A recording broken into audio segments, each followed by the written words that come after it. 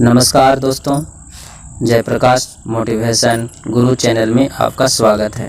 दोस्तों, पहले भाग में हम बात कर चुके थे कि धरती पर के लिए भगवान माता पिता है, और दूसरे भाग में बात कर चुके थे ऊपर के लिए भगवान हवा है। अब तीसरे भाग में हम लोग बात करेंगे जो बीच का भगवान है, लोगों के द्वारा बनाया गया भगवान है, उसके बारे में हम लोग बात करेंगे। कहाँ तक सही है और कहाँ तक गलत है। तो तीसरे भाग में ये पूरा प्रूफ होगा कि मनुष्य के द्वारा बनाया गया ये मूर्ति, ये भगवान 100% गलत है। तो चलिए शुरुआत करते हैं। अगर मंदिर में इतना शक्ति होता और मंदिर में पूजा करने से धन मिलता, दौलत मिलता, पैसा मिलता, विद्या मिलता, तो सोचने वाली बात है कि आज कोई व्यक्ति अपने फैमिली को छोड़कर के बाहर काम करने नहीं जाता, क्योंकि जब पूजा करने से, मंदिर में पूजा करने से सब कुछ मिल ही जाता है, तो बाहर जाने की क्या जरूरत है।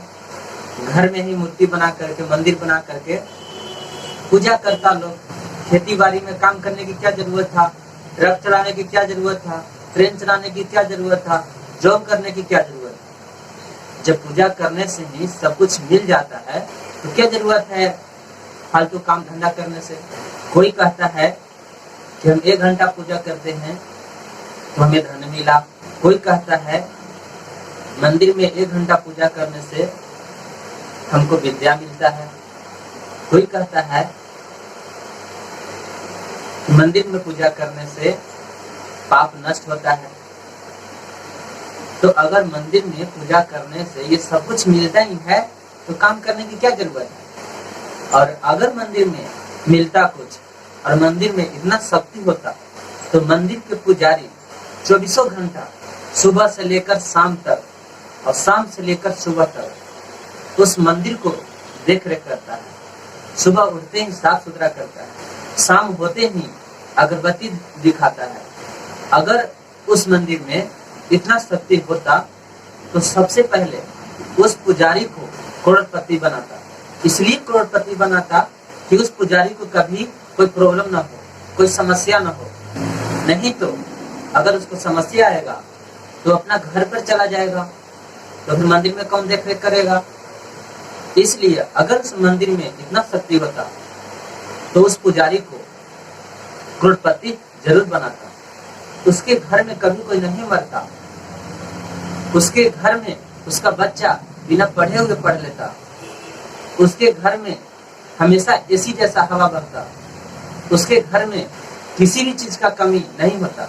अगर उस मंदिर में शक्ति होता तो उस पुजारी को भी कभी बीमारी नहीं होता, पुजारी खुद कभी नहीं मरता।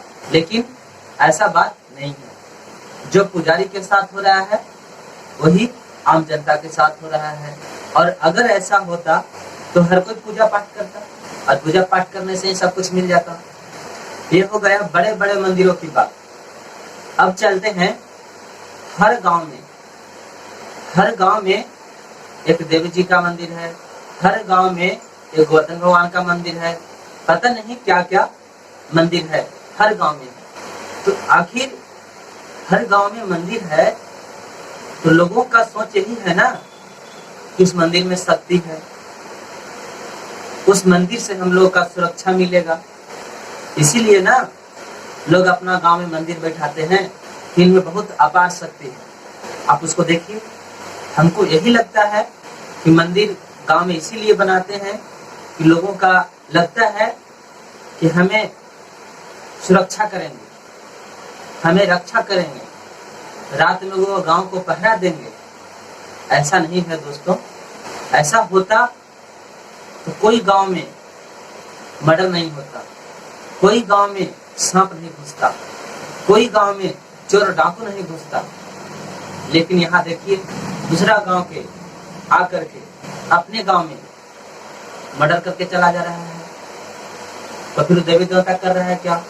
अगर उस देवी देवता में इतना शक्ति होता तो अपने गांव की तो रक्षा करता। कम से कम दूसरे गांव के व्यक्ति आकर चोरी करके चला जाता है, उसे क्यों नहीं मारता है। उसे क्यों नहीं डराता है? ये सब भ्रम है। अगर उस गांव की मंदिर देवी देवताओं में इतना शक्ति रहता तो उस गांव में जो मर रहा है उसको बचा लेता, लेकिन नहीं बचा सकता है, क्योंकि लोगों का ऐसा भ्रम है। ये दूर तभी हो सकता है जब हर किसी के अंदर ये नॉलेज हो जाए। इतना ही नहीं, अब गांव की बात छोड़िए, हर घर में, लगभग हर घर में देवी देवता है।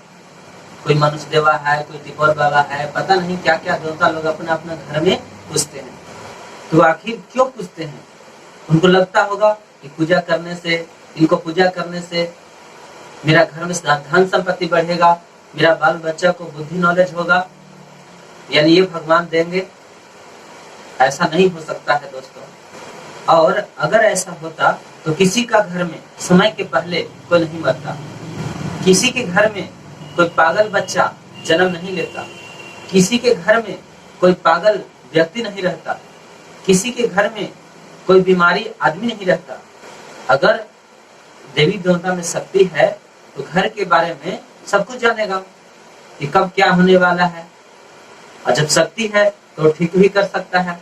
लेकिन ऐसा नहीं हो सकता है। उसके घर में सांप घुस के काट दे रहा है, उसके घर में बिच्छा काट दे रहा है, तो आखिर घर में जो देवी देवता है कम से कम वो तो सुरक्षा करता घर के लोगों को। लेकिन नहीं, ऐसा हो नहीं सकता है। ये भ्रम है, और ये भ्रम के कारण हमारा समाज इतना नीचे जा रहा है कि आप नहीं सोच सकते। इसी भ्रम के कारण आज घर में माता पिता को प्रॉब्लम होता है, बेटा से नफरत होता है, और इसका कारण कोई और नहीं है, माता पिता खुद है। और अगर इस देवी देवता और बड़े बड़े मंदिरों में इतना शक्ति होता ना, तो भारत गरीब नहीं रहता, भारत अमीर रहता। ये सब जादू टोना मंत्र जादू में शक्ति रहता तो सरकार आज पुलिस को भर्ती नहीं करता, सरकार को फोर्स की जरूरत नहीं पड़ता, क्योंकि हर एक जिला में एक साधु को बैठा देता कि जो चल रहेगा, जो किसी को मर्डर करेगा, तुम अपने शक्ति से मंत्र से उसको नाम बता देना और पकड़ लेना। लेकिन ऐसा नहीं हो सकता है दोस्तों। हर साल लोग बोलबम जाता है। बोलबम के समय में माँ कहती है अपना बेटा से कि बेटा मेरा एक चप्पल ले दो, तो बेटा कहता है कि माँ पैसा नहीं है, पैसा होगा तो चप्पल ले देंगे। उसी वक्त पिता आते हैं और पिताजी बोलते हैं बेटा से, बेटा हमें एक धोती की जरूरत है, एक धोती कम से कम खरीद दो। तो बेटा बोलता है पैसा नहीं है, पैसा होगा तो बाद में खरीद देंगे पापा जी। और माना जाए कि हकीकत में उस लड़का के पास पैसा नहीं था। तो उसी वक्त एक उसका दोस्त आता है और दोस्त कहता है कि यार सब दोस्त बोलबम जा रहा है, शंकर जी पर जल ढारने जा रहा है, देवघर जा रहा है, हम लोग नहीं जाएगा क्या? तो ये दोस्त बोलता है यार पैसा नहीं है। तो वो दोस्त बोलता है कि यार तो पैसा जुगाड़ कर लो। तो फिर ये दोस्त 2000 रुपया जुगाड़ कर लेता है और बोलबम जाता है। सोचने वाली बात है कि माँ बाप के लिए 200, 400, 500 माँ बाप के लिए नहीं जुगाड़ कर पाता है, और बोलबम जाने के लिए, देवघर जाने के लिए 2000 जुगाड़ हो जाता है। यहाँ पर माता पिता को दुख होता है कि हमारे लिए 500 रुपया का व्यवस्था नहीं कर पाया, लेकिन बोलबम जाने के लिए 2000 का व्यवस्था कर लिया। देखो ये बेटा, और 2000 व्यवस्था तो हो जाता है, अब वो बोलबम जाता है।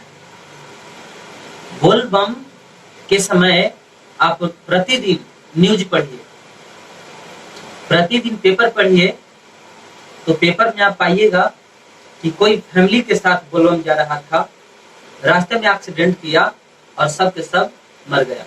कोई पैदल जा रहा था, चलते चलते भूखे प्यासे मर गया। कोई जल ढारा, जल ढारते ही मर गया। तो दोस्तों आप सोच सकते हैं कि जो भगवान है और उनको पता है कि मेरा भक्त हमको जल ढारने आ रहा है, हमसे दर्शन करने आ रहा है, तो क्या अपने भक्त को वो जान लेंगे? उनको मालूम है कि भक्त को जान जाने वाला है तो वो बचा सकते हैं कि नहीं? बचा सकते हैं ना, क्योंकि उनमें शक्ति है। लोगों की भावना यही है कि वहाँ शक्ति है, वो देख रहे हैं, वो हमें वहां जाने पर धन दौलत देंगे, ऐसा लोगों का भ्रम है। लेकिन दोस्तों, समझने वाली बात यह है, भगवान जानबूझकर ऐसे लोगों को हर साल मारते हैं। मारते तो हैं, लेकिन उन्हें दुख भी होता है। अब वो कैसे? जैसे मान लेते हैं कि हम 10 बच्चे को पढ़ा रहे हैं और पढ़ाते वक्त कोई गार्जियन आ गया अपने बच्चों के एडमिशन कराने के लिए।